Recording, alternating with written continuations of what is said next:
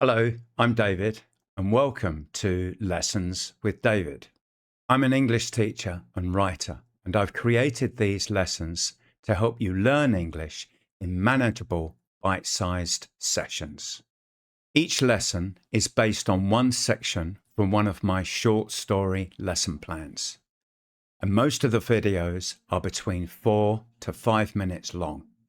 You can use them in two ways. If you're a teacher, you can use the video lessons in your English class. Use these in conjunction with my free lesson plans. You can get the lesson plan in the description box of each of the videos I publish. And if you are learning English, you can use the videos and lesson plans at your own pace. Each lesson has 3 parts. First, I'll read a short section from the story. Listen carefully to the way I speak, the pronunciation, the rhythm, and the natural flow of the English. You can simply listen, or you can download the full story and follow the text while I read. You can also use the story for shadowing. As I read the story, try to follow along with me. Pay close attention to my pronunciation and the rhythm. This will help you with your reading, but very much with your speaking.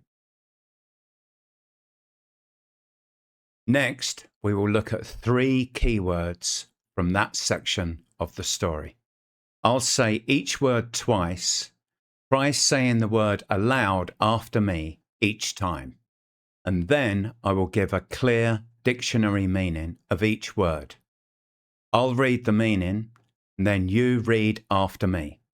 And remember, you can always pause the video so that you can make a note of each word.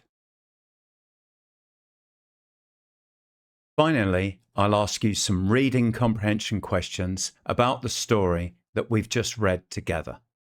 I'll read each question, and then I'll give you some time to answer by yourself. Try to say your answer out loud. Then I'll give you a model answer. Your answer doesn't have to be exactly the same as mine. Your answer might use different words, or you might phrase it differently.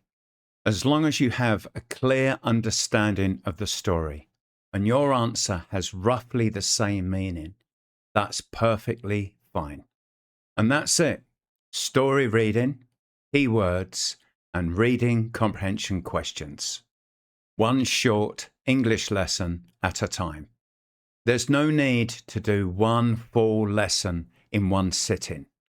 If you have a few minutes, do a short lesson, and then come back when you have more time.